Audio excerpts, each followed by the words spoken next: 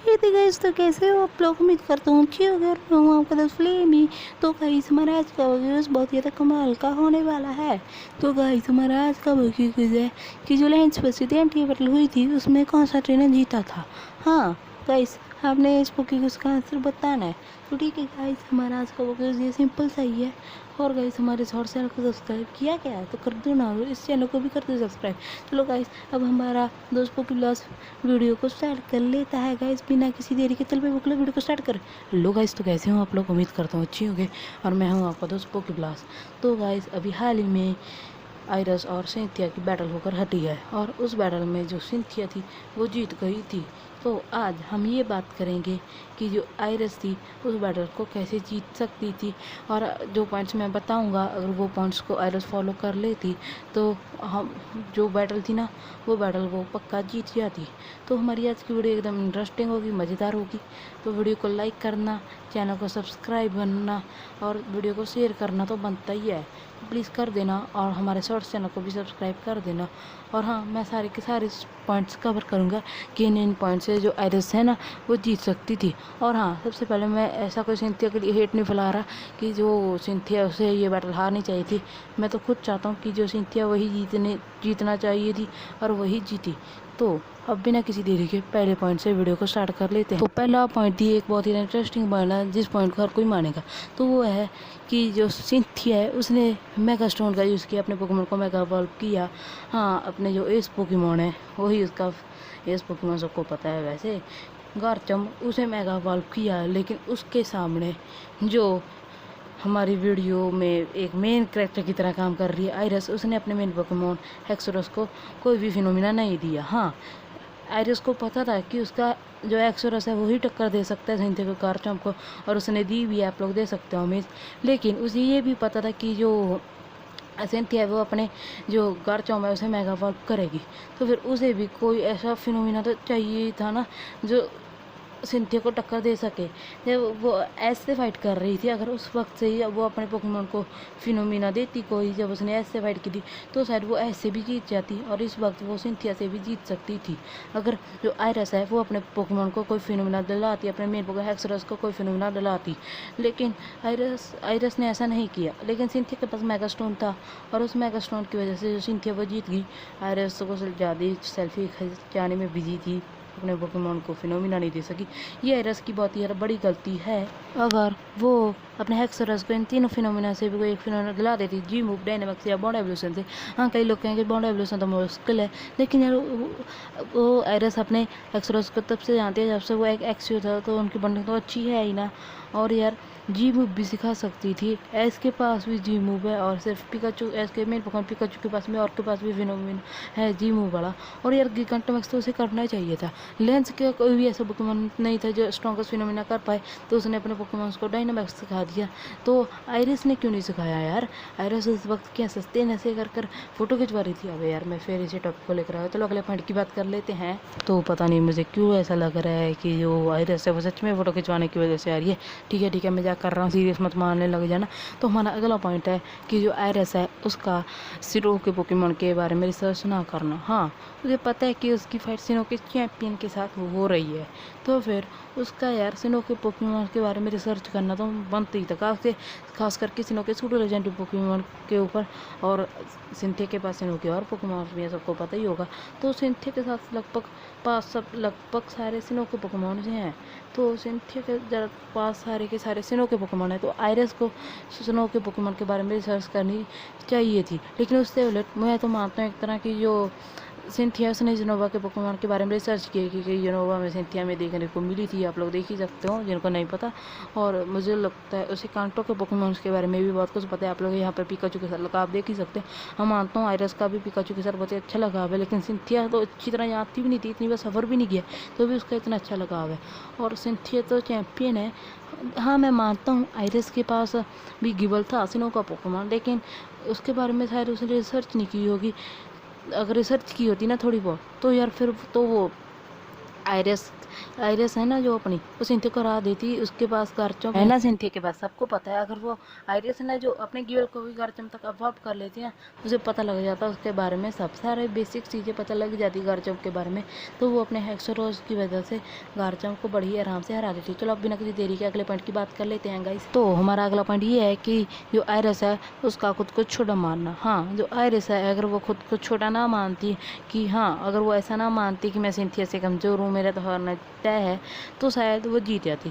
क्योंकि जिस तरह उसने अपनी और एस की बैटल में किया था, अपना 100% दिया था, खुद को ऐसे मान रही थी कि वो बहुत ही ज़्यादा स्ट्रॉन्ग है, और उस बैटल में उसने अच्छी टक्कर दी थी, पर वो हार गई थी, मानता हूँ उस बैटल को। और उसी तरह अगर वो जब उसकी सिंथिया के साथ बैटल हुई थी, अगर ऐसा करती ना, खुद को छोटा ना मानती सिंथिया से कि मैं उससे कमज़ोर हूँ, वो मेरी गुरु हैं, ऐसा कुछ ना मानती ना, और इस तरह कि मैं आपकी बहुत बड़ी फ़ैन हूँ, फ़ोटो ना खिंचवाती सिंथिया के साथ, तो फिर एक तरह मैं कह सकता हूँ कि उसका कॉन्फिडेंट होता कि मैं इसे हरा सकती हूँ।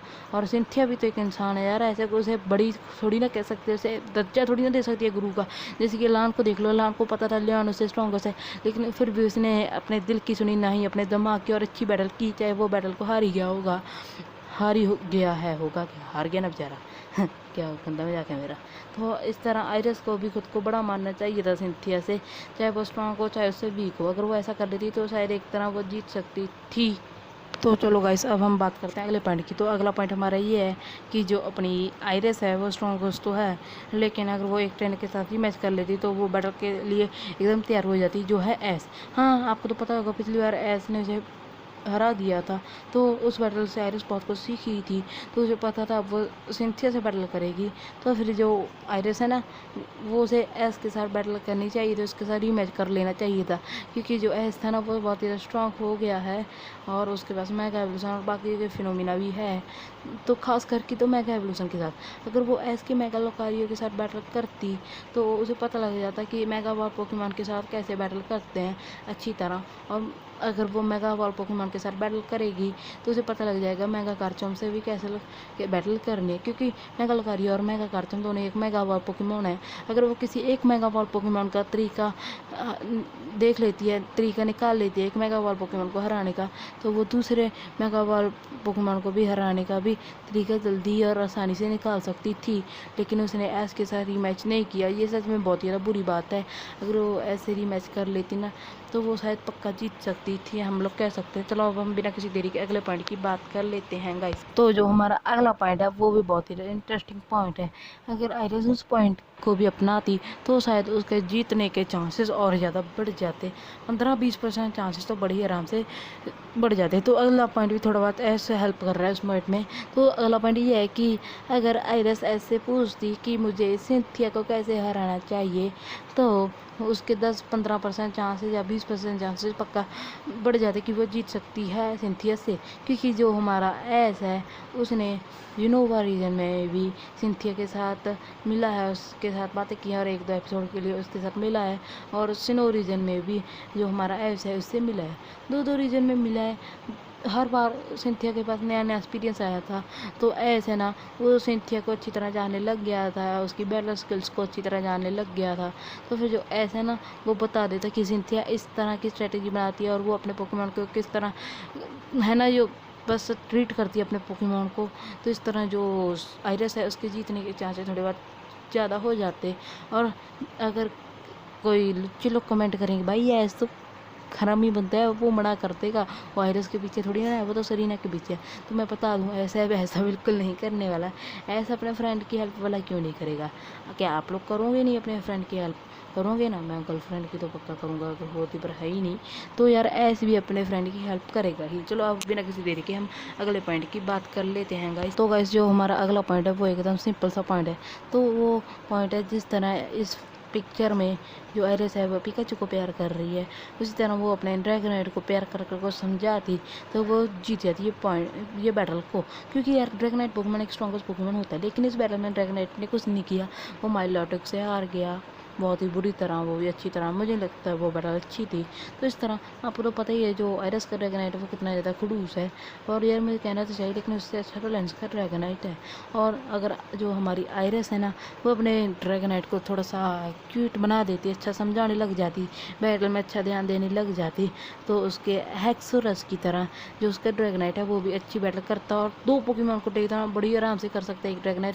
तो इसी तरह आयरस का भी इसी तरह कर लेता। अगर जो आयरस है वो अपने ड्रैगनाइट को थोड़ा रूफ लाए रहते हैं ना, जैसे वो वैसा ना रखती, थोड़ा सा ऐसे जैसे आम ड्रैगनाइट रहते हैं उस तरह उसकी पालना करती, पालन पोषण, वाह क्या इतना बड़ी शब्द मारा है मैंने। जैसे कि उसने अच्छी बॉन्डिंग जो एस के ड्रैगनाइट के साथ बना ली थी, और उसी बैटल में एस के ड्रैगनाइट ने क्या कमाल किया था, क्या धमाल किया था। ऐसे ही जो आयरस है वो अपने ड्रैगनाइट को भी कर ली थी ना, तो वो लेंस जैसे ड्रैगनाइट, जैसे कि लेंस का ड्रैगनाइट है ना, ऐसे ड्रैगनाइट्स को तो बड़ी आसानी से हरा देता। अगर ये चीज़ कर लेती ना आयरस, तो मैं कह सकता हूँ कि आयरस को हराना मुश्किल ही नहीं, एकदम नामुमकिन ही हो जाता। तो ठीक है गाइस, हाँ हमने सारे पॉइंट्स की बात कर ली है कि जो हमारी आयरस है वो सिंथिया को कैसे हरा सकती है। अगर इनका रीमैच होता है तो आयरस अगर इन पॉइंट्स का पालन करती है तो वो 100% जीतेगी।